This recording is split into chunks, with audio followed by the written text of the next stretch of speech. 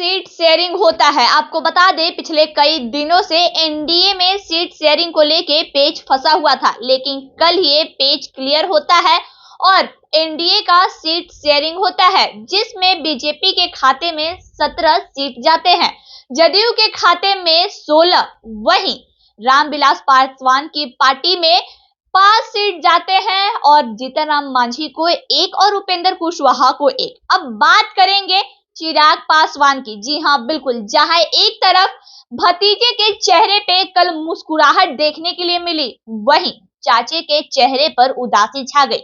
यानी कि चिराग पासवान के चेहरे पे कल जहां मुस्कुराहट देखने के लिए मिली, वहीं पशुपति पारस के चेहरे पे एक मायूसी देखने के लिए मिली, क्योंकि उन्हें कहीं ना कहीं एनडीए से उम्मीद था कि उन्हें भी सीट शेयरिंग का हिस्सा बनाया जाएगा।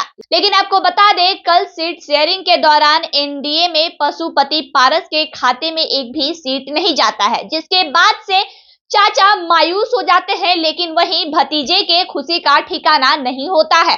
भतीजे के खुशी का ठिकाना इस कदर नहीं होता है कि उन्हें 5 सीट मिलता है। आपको बता दें, पिछले कई दिनों से चिराग पासवान का बीजेपी के बड़े नेताओं के साथ इस बात पे मीटिंग चल रहा था कि उनके खाते में आखिर कितना सीट जाएगा। चिराग का मांग था कि उन्हें 5 सीट चाहिए, लेकिन इसे लेकर लगातार बिहार की राजनीति में गर्मागर्मी देखने के लिए मिल रही थी। आपको बता दें, पिछले दिनों अमित शाह का दौरा हुआ, नरेंद्र मोदी का पिछले दिनों कई क्षेत्रों में दौरा हुआ, लेकिन कहीं भी चिराग पासवान नजर नहीं आए और कई मीडिया बाइटों में ये कहते हुए भी नजर आ रहे थे कि अगर उन्हें उनके मन मुताबिक या उन्हें उनके हिस्से का सीट नहीं मिला तो वो इलेक्शन लड़ सकते हैं अकेले भी।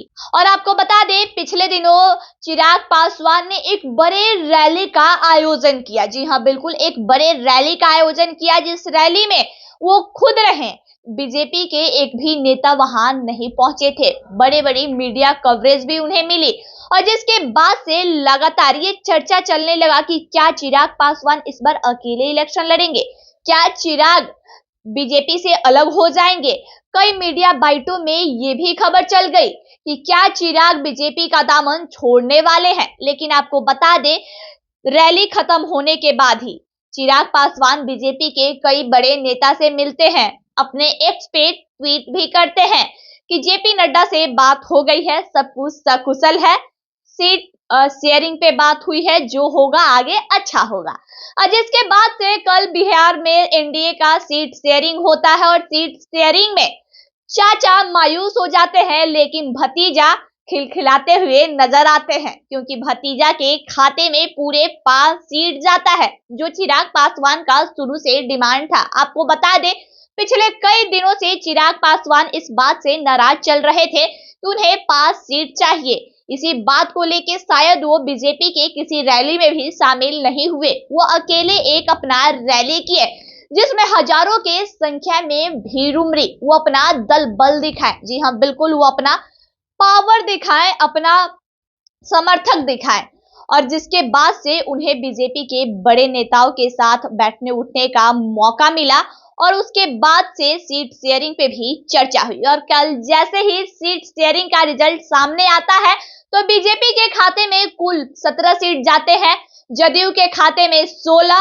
जीतन राम मांझी के पास 1, उपेंद्र कुशवाहा के पास 1 और चिराग पासवान के पास 5। लेकिन इसमें पशुपति पारस पीछे रह जाते हैं और पशुपति पारस के खाते में एक भी सीट नहीं जाता है। और अब जरा एक बार सोच के देखिए, जहां चाचा उम्मीद लगाए बैठे थे कि कहीं भतीजे के खाते में से 1-2 सीट इधर भी आएगा, लेकिन भतीजा पूरे 5 के 5 अपने नाम लिखवा लेते हैं और चाचा पीछे छूट जाते हैं। आइए खबरों के लिए बने रहें। जय हिंद।